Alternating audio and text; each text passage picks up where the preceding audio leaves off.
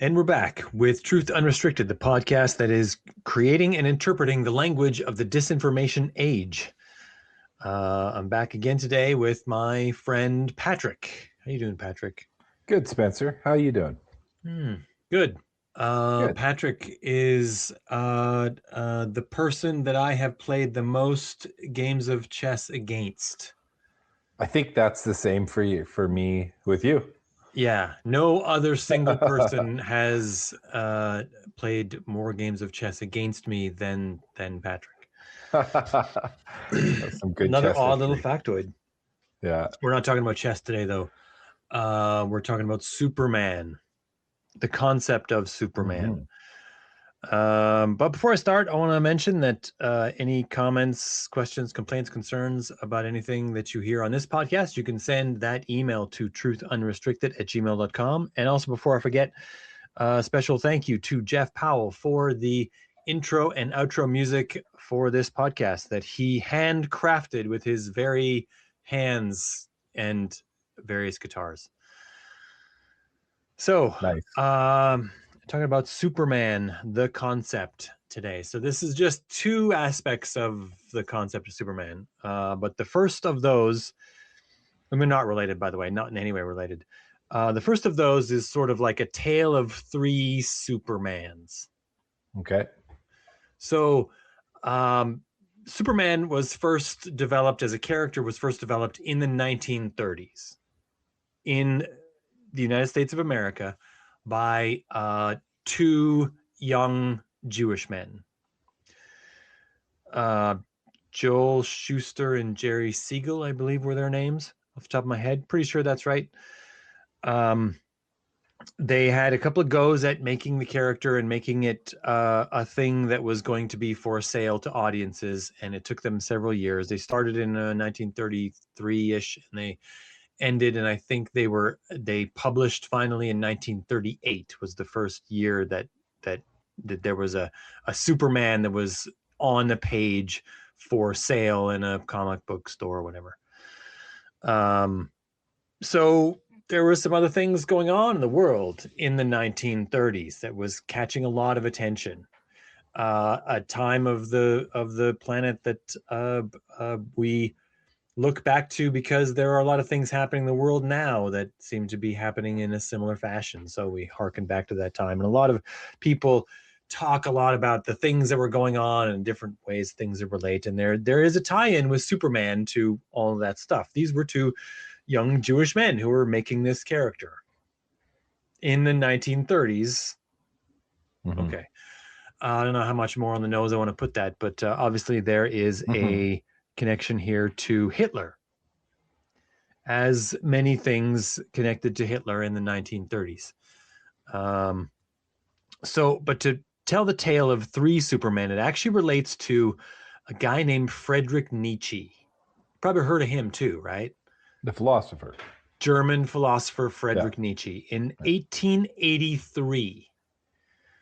We were like the 50-ish years before these two young Jewish men, nearly boys at the time, were originally shaping their character, coming up with the character name that they would call Superman.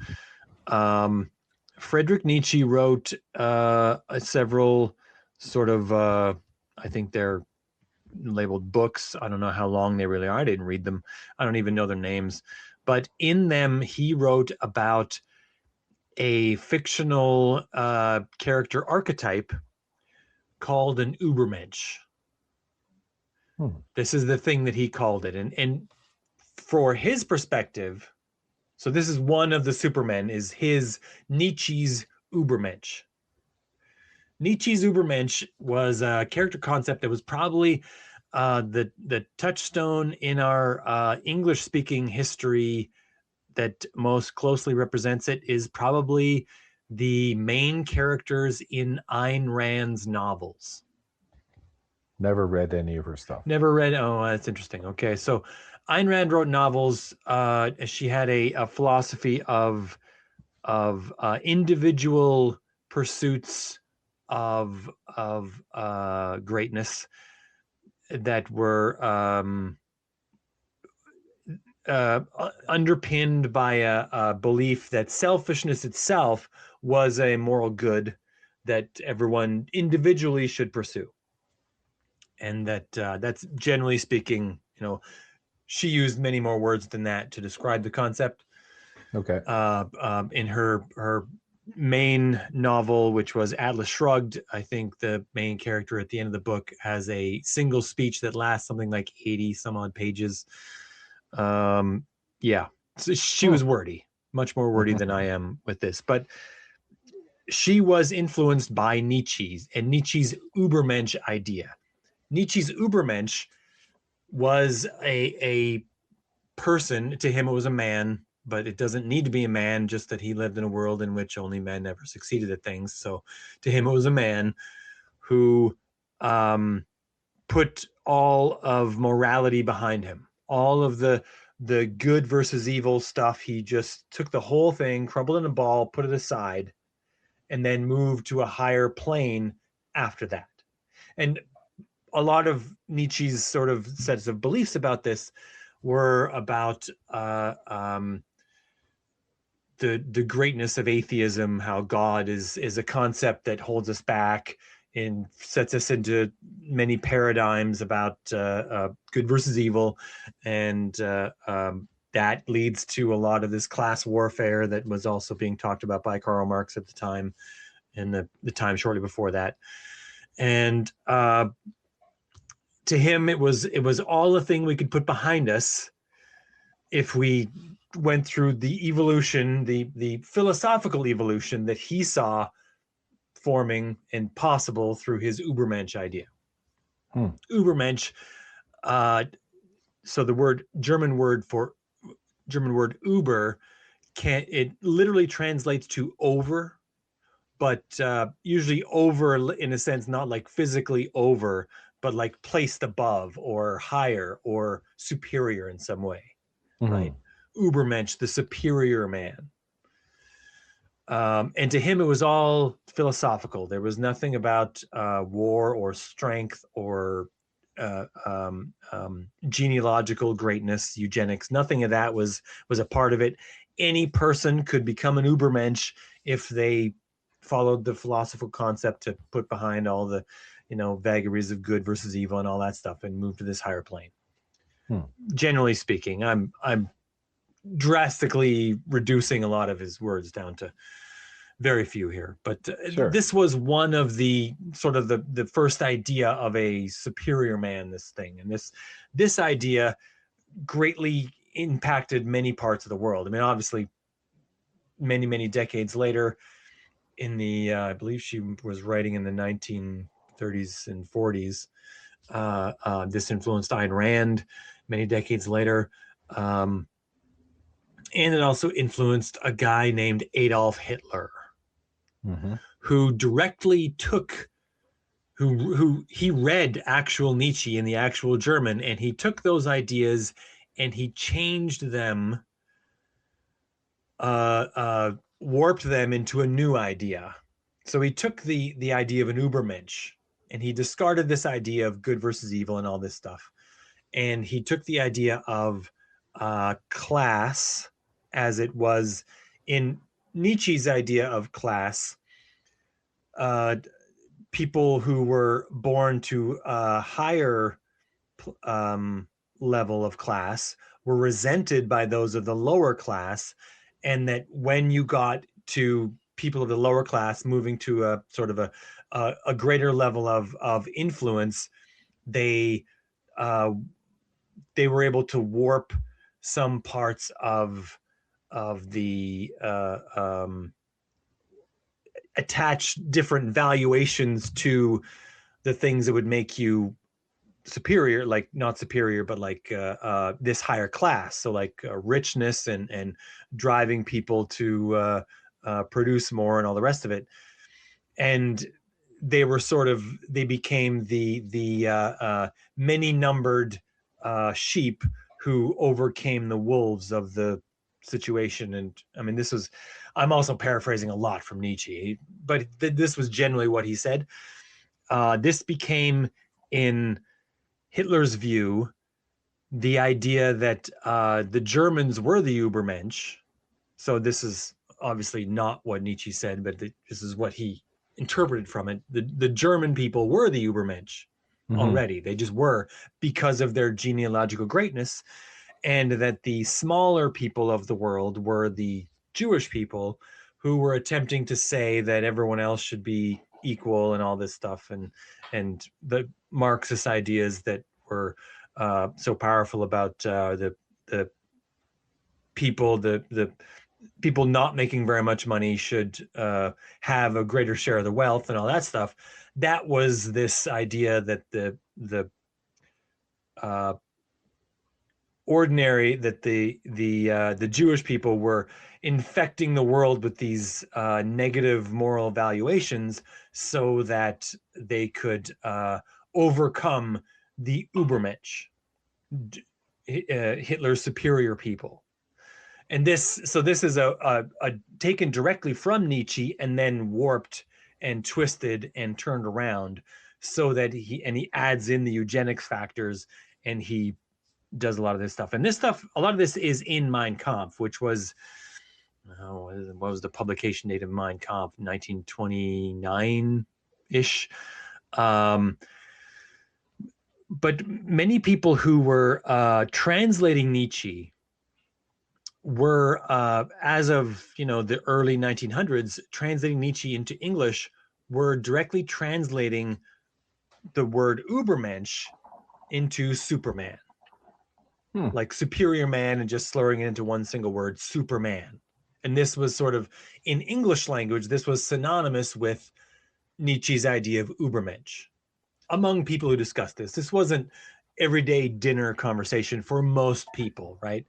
Very, very few people in the United States would have been reading Nietzsche even up to and including the 1930s, right? It would have been only philosophy students who would have ever read this. But some very curious people who had a lot of time on their hands might have as well. So these ideas eventually made their way into things like plays and that sort of thing. There was a play, I can't remember who had the play, but it included the name Superman as part of the play, and in 1903, and this was generally seen as popularizing this word as part of the concept of Superman from Nietzsche. So in Nietzsche we have one idea of Superman, and in Hitler we have a different idea of a Superman. And so into this mix we also have Joel Shuster and Jerry Siegel, who have their own Superman. And once you sort of see this, people have wrapped these all together, and they've said, well, it's obvious that these two young Jewish boys, they were explicitly, they've said in interviews that they were explicitly pushing back against some of the ideas that were coming from Germany at the time. I mean, they were developing this character from about 1933 to publication 1938. And this ring of what was going on in Germany was just getting louder and louder this whole time. The 1936 Olympic Games were in Berlin, and there was a lot of bad things happening there. Jesse Owens wins 3 gold medals, and Hitler is forced to pin all 3 or hang all 3 gold medals around his neck. And he hates it so much that he starts publishing propaganda against black people while Jesse Owens is in Berlin for the Olympics. Like, it's published in newspapers, right? Like eugenic stuff that says that they are more directly inherited, more closely ancestrally related to gorillas than his Übermensch are.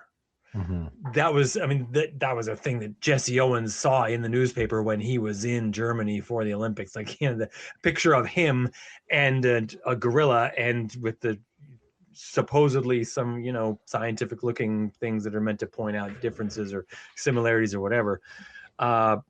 Hitler was a bad guy, very bad guy. But through all these ideas, we had these two guys creating Superman, and a lot of people think that Superman, the character Superman that they created, was a direct takeoff from Hitler's Übermensch. That they were directly mocking his Übermensch idea, or sometimes they interpreted that they were playing into his Übermensch idea, that it was an Übermensch for America. So at various times, different groups, different neo-Nazi groups, white supremacist groups in the United States have attempted to say this, and we need to like exactly lay out the ideas that are at play here, that and why they're just not from each other. It's likely, I've read a bunch about this recently because I wanted to know. It's likely that these two guys who made Superman the character just picked up on the name from some other media that was shown. I mean, it wasn't a very popular name to have, but it was around, and they liked this idea. They did want to throw some sand at Hitler. Some of the earliest comics of Superman that were occurring during the war, at the very start of the war, before Russia was on the side of the Allies, there are comics where Superman himself flies in and grabs Hitler, and then he goes and grabs Joseph Stalin, who at the time had a pact with Hitler, and he tells them how they're very bad people. And he, I can't remember how the comic ended, but that's a thing that was in print in like 1940. He straightened him out. Yeah. I mean, this idea was a popular thing to do in comics. After Superman becomes popular, a lot of other comics start to come out that are also popular, where they're doing this too. And a big one, of course, was Captain America was fighting the Nazis shortly after this time. But they weren't directly cribbing from Hitler's idea of Übermensch for their hero character. Their hero was he was an alien who traveled to Earth after his entire race was sort of destroyed. So this is the idea that someone kills all the Jews, but one of them escapes and comes and so this idea that he's a refugee from a race of people who are dead, this is an idea that rings really true for a pair of young Jewish men in the 1930s who are worried about people of their cultural heritage who are having a very bad time in Germany, across all of Europe eventually, but not yet as of 1938. And so they, like I say, they do want to push back against Hitler, but they don't just take his Übermensch and just flip it and just make it a Superman for themselves. That wasn't really what they were doing. Also, the idea that Superman is like also a fascist is also fairly ridiculous in so many ways. Some people have tried to say this before, that he's just like an American fascist character or whatever. He's the character of Clark Kent was far too wholesome and aw shucks and gee willikers and all that stuff. Gentle, yeah. To ever be that. And also the fact that as the great Canadian band Crash Test Dummies said, Superman never could have smashed any bank in the United States, and he never did. Like, he could have taken all the wealth that he wanted. He had the ability, but he just never did, because that would be anathema to his set of beliefs, and he was held back by his set of beliefs from doing that. Which also circles us back to Nietzsche, because Nietzsche's Übermensch is individualistic. He is he's not superior in strength. That wasn't a thing that Nietzsche wrote in there. He's not muscular at all. There was nothing, as far as I know, he never described his frame or anything like that. He was just superior in morality and being individualistic and being only sort of self-serving. He was able to shuffle off much of the burdens of society that society would otherwise place upon him. Mm-hmm. And in this way, Superman is very much not Nietzsche's Übermensch, because Superman is directly seeking out more burdens from society. He is offering his services to save people from various things that they suffer from. He's fighting crime. He's voluntarily saving. participating. Right. Putting himself into harm's way. Although, how much harm is anyone ever doing to this man because he's ridiculously overpowered? But that's a whole different story. But yeah, ostensibly he's putting himself in harm's way to save people, and that's never a thing an Übermensch would do. An Übermensch would only ever be self-serving. So yeah, I think I have all three laid out, described. What do you think? Am I making any sense here? That we got three, but they're not actually related. They're only related in the basic name that's being used here. Yeah. No, totally. It. Although I'm not. It's not yet clear to me, I guess. Aside from what you said, that they undertake some storytelling that involves Superman going over there and kind of roughing up the bad guys and stuff like that. I don't know if there's anything else that comes to light as being like philosophically significant about the whole story, or Of more Superman? specifically, well, of Superman as a response to what's happening in Germany.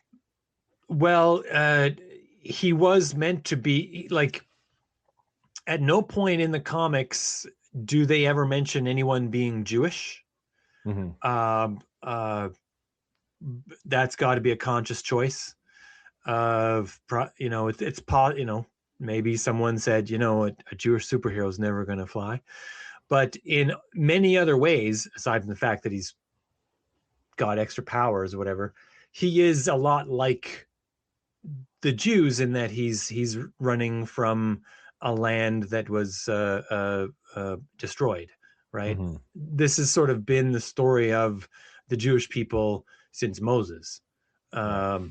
Always having to leave their current home and all this stuff. It's almost their entire story if it starts at Moses, right? That's one of the very, it's like the third major story in Genesis. It's the creation, and then Noah, and then Moses, right? Like, so in that respect, there is this aspect of this taking on aspects of the Jewish cultural heritage, but also this idea of him being about freedom. I mean, he I think he lists his truth, justice, and the American way, right? And these are all things that are flying in the face. I mean, these are all things that the Nazis would have pretended to have, not the American way, but truth and justice. They would have pretended those things, but absolutely would not have had them. Truth and justice were not happening at all. To advance their other causes. Yeah, they would have pretended that those things were happening to advance their cause, and that's all. That's it. It would only have been a pretense. But him being actually and honestly for those things was a direct, not so much a political, but more like a social idea that, you don't have to be like that. No one has to be like that. No one has to be like a Nazi. I mean, it might feel good for some people to get to push some other people around or whatever, but you don't need to do that. Well, and also to have that balance of like Superman having the ultimate powers that he does, that does not, even with that, you could say, whatever his biology is, with his biological superiority does not come some sort of entitlement to Yeah, pick and choose. And like you said, right. the idea that he's fascist, fascism isn't nested in capability, it's nested in action, right? Like Yeah. it's revealed as people act in fascist ways, misusing power. So I can see how it's a direct, it's a direct contradiction to see how Superman acts with that power, to compare and contrast that with how the Nazi ideology about this genetically superior race, you know somehow entitling them to commit all these atrocities. Yeah. Um, Nazis were bad and Yeah, still are. yeah. But I have another aspect of, pardon me, the Superman character that I'd like to talk about. It's kind of a sharp turn All right. from this first one. The first one, it's all of that origin is interesting, and the whole bit about Nietzsche and all that stuff. It is interesting that it's not even two. Like some people look at those situations like that, and they think, oh, Superman must have been about one or the other because everything always comes down to one or the other. But it's not. There's three individual things, and they're all different from each other, and so yeah. But this one is a twist. So how do I go about this? What's the best way? Well, okay. Uh,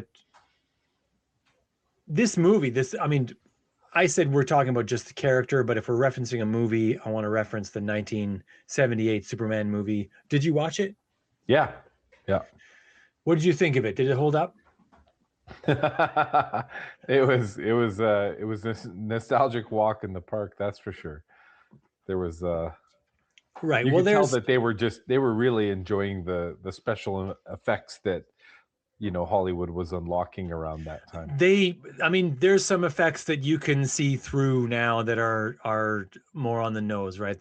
Yeah, And it's a little bit, it breaks the illusion a little bit. For me, it doesn't because I love it so much that I'm whatever. Watched yeah, as a yeah, kid, yeah. all that. You take it as it is too. Um, Yeah. this movie has a lot of tie-ins with Star Wars, actually. Many of the cast members of Star Wars did audition for various parts. Carrie Fisher was at one point auditioned for the part of Lois Lane.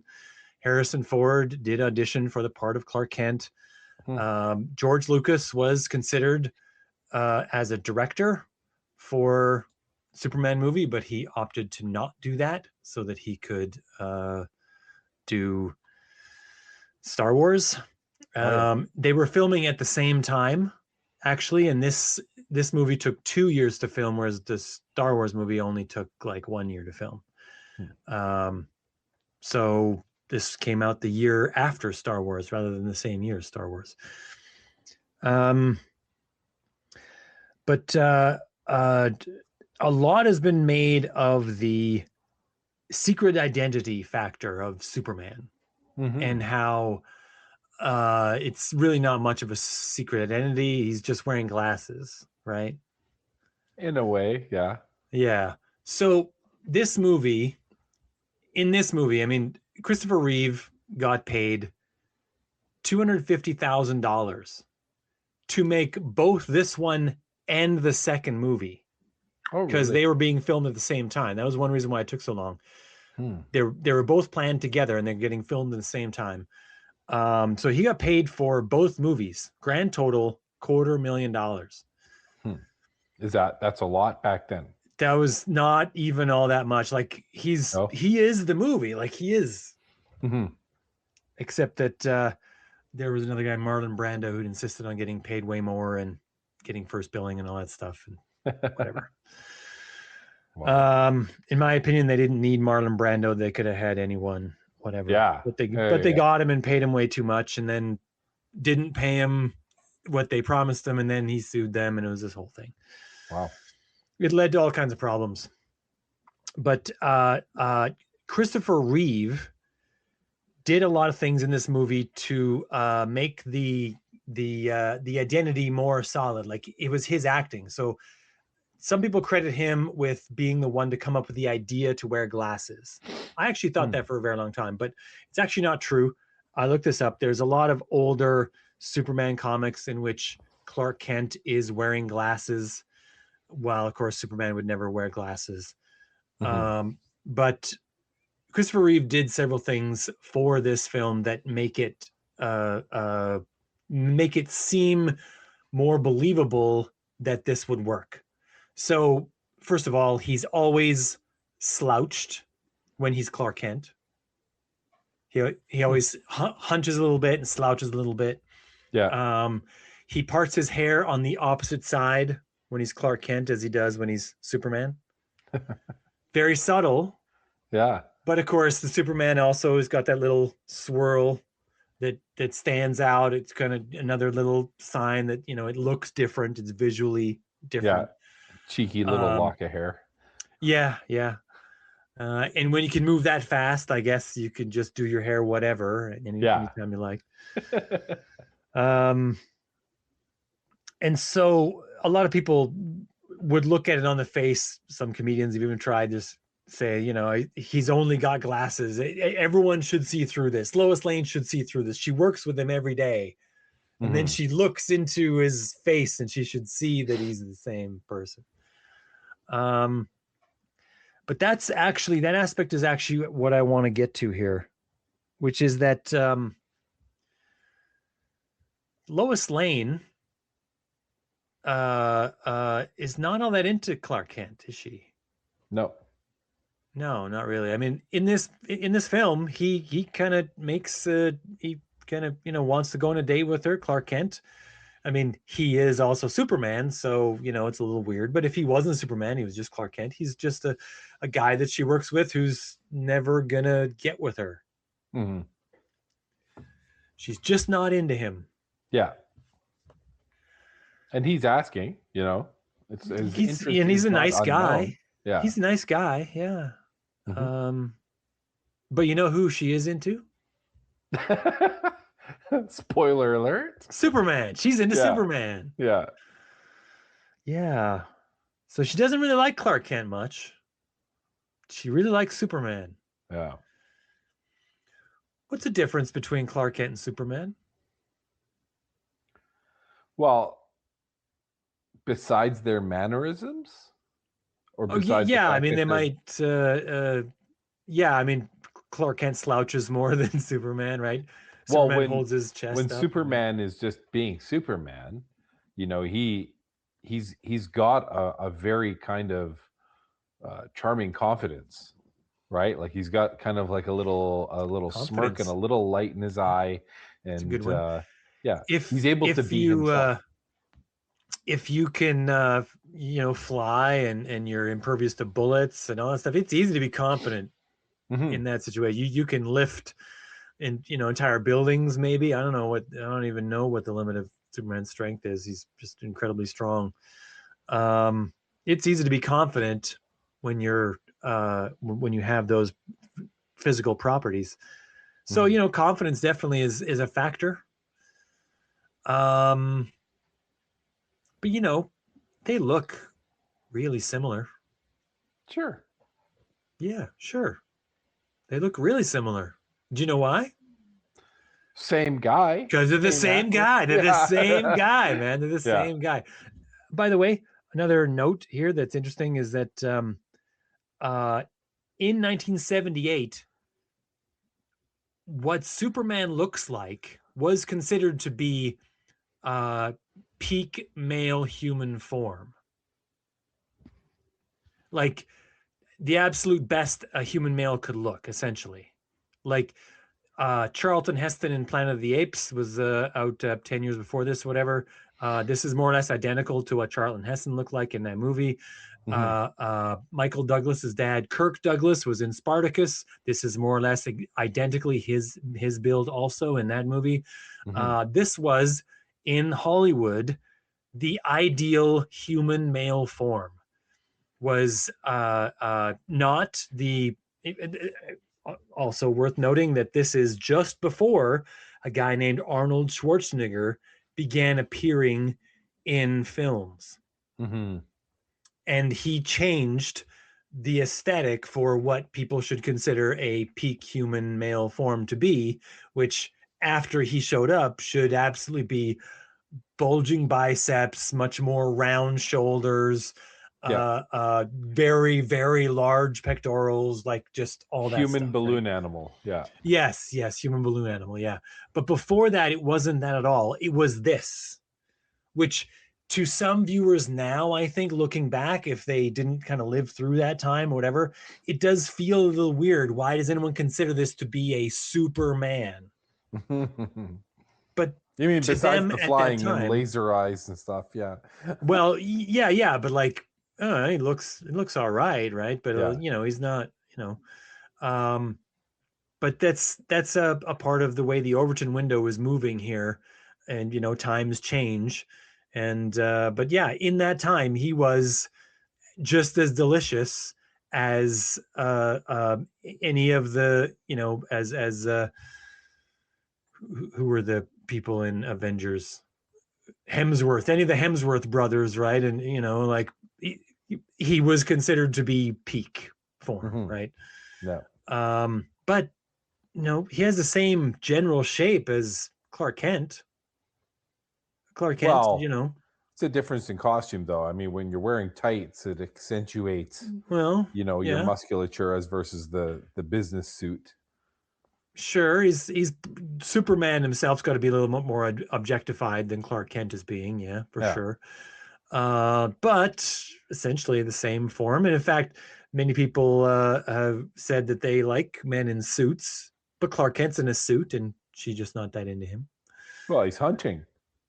He's got to straighten up at work. Yeah, yeah. But he types faster than anyone else, Patrick. No Yeah. one types Yeah. faster than this guy. Yeah. Uh, Um, but to anyone who's maybe still in the dark on what I'm slowly beating around the bush at here, is that the Clark Kent Superman dynamic with respect to Lois Lane is something that I think could be a part of how popular fiction portrays what women want in a mm, way that leads to and unhelpfully leads to ideas like what are in the incel movement now, mm, in which you get for anyone who's hiding under a rock, incel is involuntarily celibate. It is an actual movement, actually, of young men who feel like they aren't attractive enough to get to find a woman, and they would like one, but they're not attractive enough. And that the attractive men get all the women, and they get multiple women, and then therefore there's none left for them. And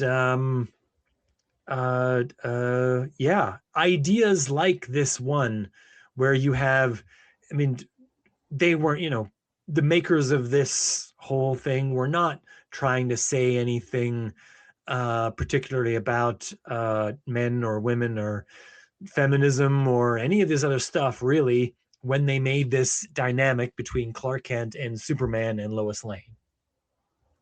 Like, Joel Shuster and Jerry Siegel weren't. And as far as I can tell, none of the other people, the director of this movie wasn't.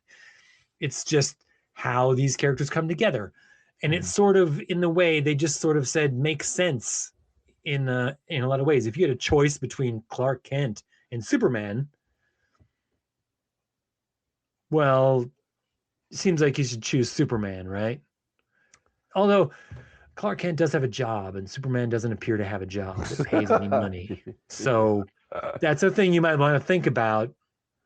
If you're going to have, Lois Lane's going to have to pay for dinner every single time, Hmm. because Clark Kent refuses to break into that bank, man. He just won't do it. Uh, yeah, am I making any sense here, Patrick? What's your thoughts on this? Not at all. I don't make any sense. Oh, sweet. Okay, let me Well, start from okay. the So top. what I no, but what I am curious about then is like what are we looking at for the aspect of unreality?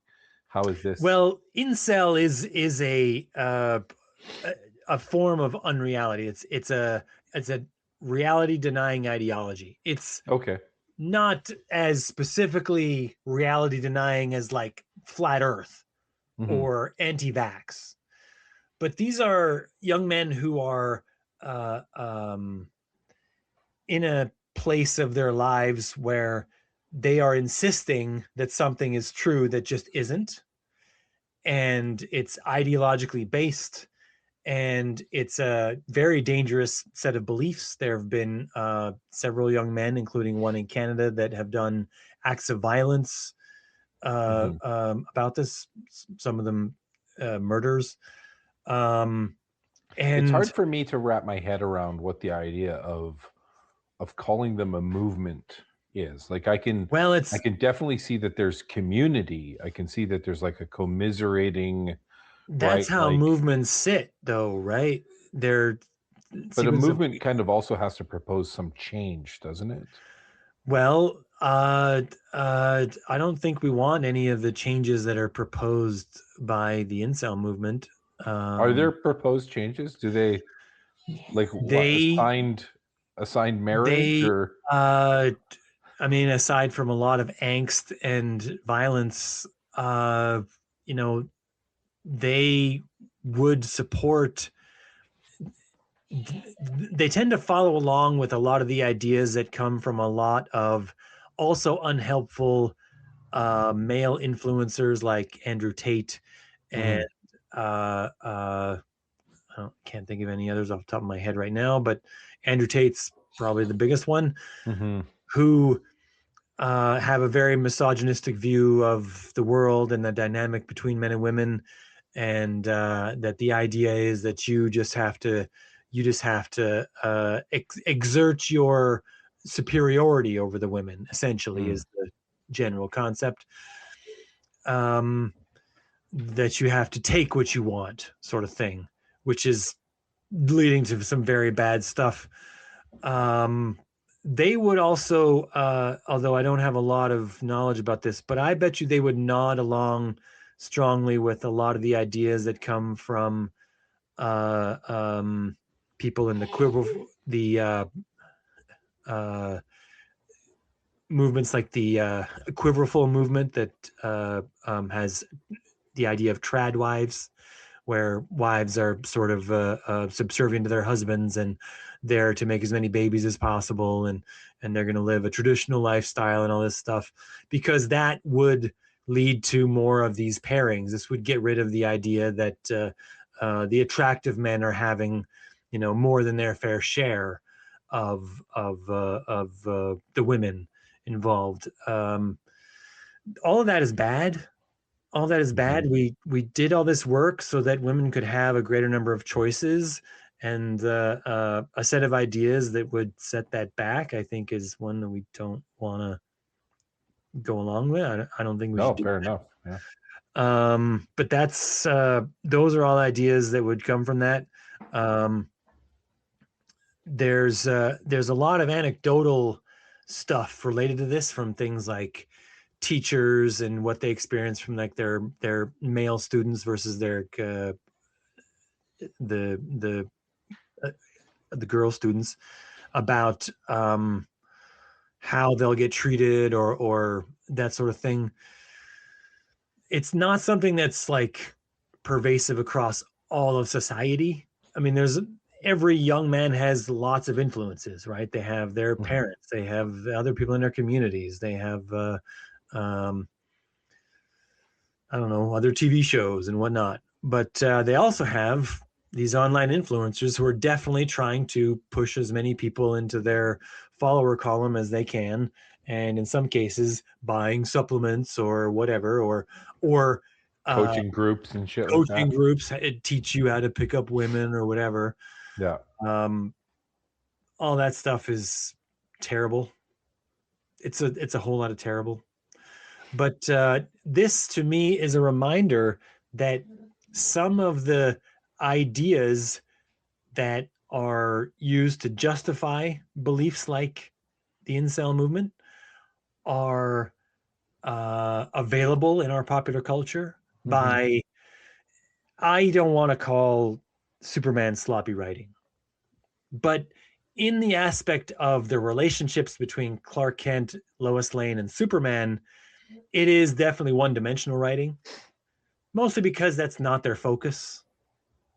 Now, But so if I can interject here, sure. I didn't watch the second Superman. So Have you seen it? I have. So in the second one, I mean, I shouldn't say I haven't watched it. I watched it like when I was a kid, but I haven't watched it recently. Doesn't Lois Lane eventually confront the fact that Superman and Clark Kent are the same person? Yeah, it's been a while since I watched it too. So I feel like it, at some point that's it's a resolved. lesser movie. Let me Yeah. just put that out there. It's a lesser movie. This movie was directed by a guy named Richard Donner. He was a very good director. The producers of this movie were a couple of sleazebags who were ripping everyone off and trying to make a buck.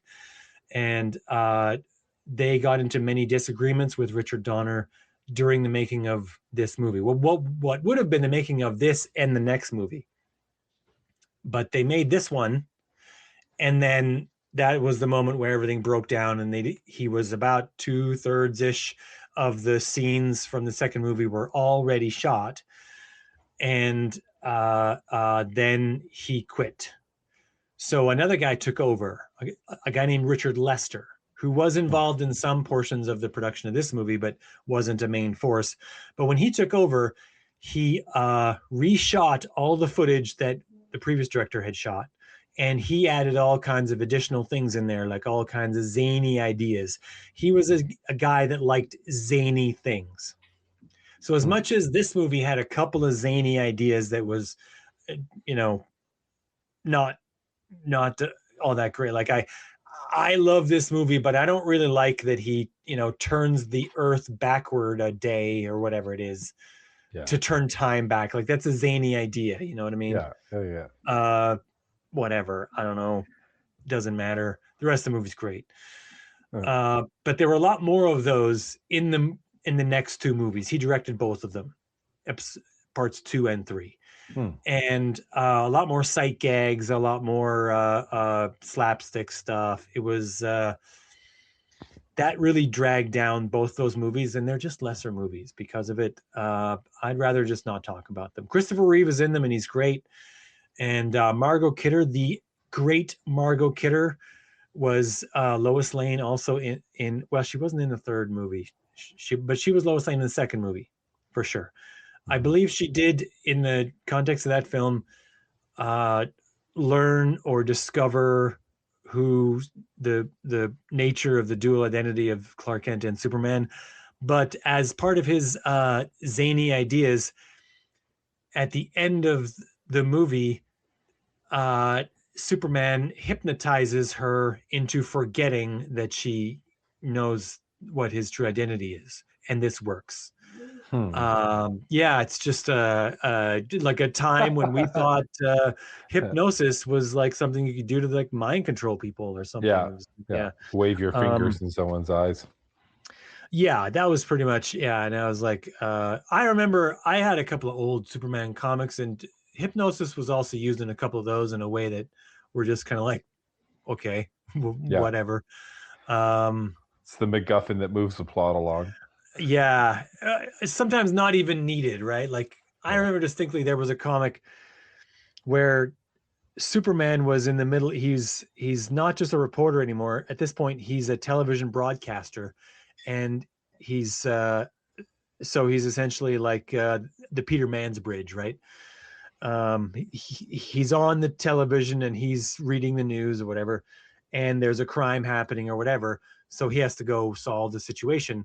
So he, at super speed, mind you, he during the commercial break, he grabs Jimmy Olsen, hypnotizes Jimmy Olsen into impersonating Clark Kent, uses makeup to like make him look identical to Clark Kent, places him in front of the camera, and then has Jimmy Olsen read the news as Clark Kent while Superman goes and fights the crime to, yeah. And I was like, doesn't even seem necessary, man. Like, a little over the top. I don't know, but it was a comic book. It's definitely for kids. Yeah. Whatever. Superman's amazing. This movie was the best Superman movie ever made. I don't care what anyone else says. Don't even try to convince me. It's not happening. You didn't like the modern adaptations that much? I liked them. Yeah, they were good. They were just not as good as this one. Christopher Reeve is the best Superman that's ever been. Doesn't matter. Cool. I think all the other guys who played Superman would also agree. So I like the guy from the TV show. The one that was on the WB, right? The Smallville. I think so. That was like late 90s or mid 90s or something like that. Yeah. Early 2000s. I remember that. That was a good time. That was a good adaptation. Ongoing. I like that one too. Yeah. It was like 10 seasons. Yeah. I remember the Lex Luthor character was a little more subtle, but also they had more episodes to flesh out a lot more character development and everything. And I do think that was a good view of the Superman character that was interesting and good. Yeah. It just it was good. Just wasn't as good as this movie. Yeah. So that's just my opinion. That's just my opinion. Yeah. Cool. That's it. That's all we have. We don't need to go a full hour. That's it. No, that's good. Okay. So if anyone wants to fight with me about whether they think another Superman is better, you can find me on Twitter at Spencer G. Watson. And other than that, you can send me an email at truthunrestricted@gmail.com. You have anything else to add to this? No. Superman was not a Nazi. No. Superman was not a Nazi. He wasn't a secret Nazi. He wasn't a stand-in for Nazism. Nothing like that. It's just not true. He would have been a little blonder, I think, if he was. If they were doing that on purpose, they would have done that. Yeah. Just a little more of the Aryan. Yeah. Okay. Well, that's it. We'll play the outro. Here we go. See you later.